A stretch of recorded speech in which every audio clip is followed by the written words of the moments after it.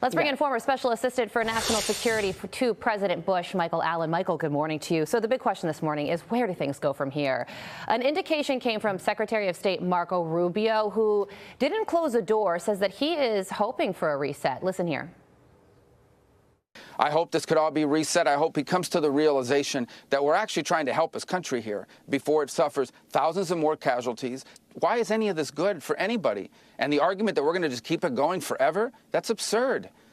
Okay, so the best we have right now is a hope from the Secretary of State. And then when it comes to Vladimir Zelensky, he posted on X that the Ukrainians are ready to sign this mineral agreement, but he says that they need more, and he talks about needing a security guarantee to move forward. So what happens in the days and weeks to come?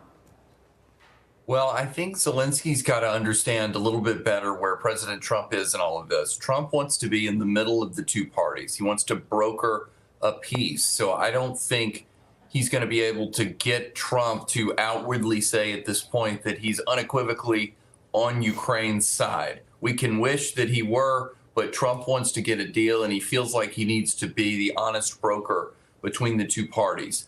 I think what Zelensky has to do is explain that he is open to peace. It's okay if he adds caveats that it needs to be a durable peace, something that's real, that won't allow Russia just merely a little window to rearm and reconstitute its armed forces.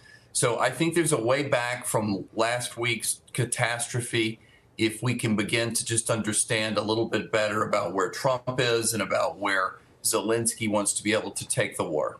When you say where Zelensky is, I want to follow up on what Carly said. Zelensky said he's ready to sign, and that meeting, that blow up in the White House, he just wanted the Ukraine position to be heard. When you hear that kind of language coming from Zelensky, does that sound to you like someone who realizes he made a big, big mistake?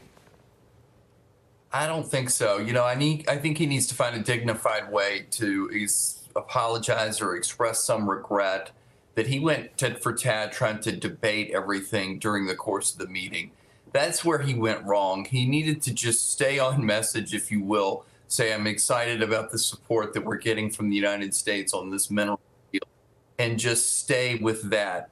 He instead tried to go point for point, counterpoint, and that's what got him into trouble. You do that stuff behind closed doors, it's fine. Everything he said is fine, except the way he said it, and in that particular setting, understandably irritated the Trump administration. All right, so the latest when it comes to the war in Gaza, Michael, is that Israel announced that it has accepted a proposal by Middle East envoy Steve Witkoff that would see half of the 58 hostages still in Gaza released on the first day, and would give the two sides until April to come to a final agreement. Hamas has not agreed to that deal, so Israel says that it's stopping aid. What happens next?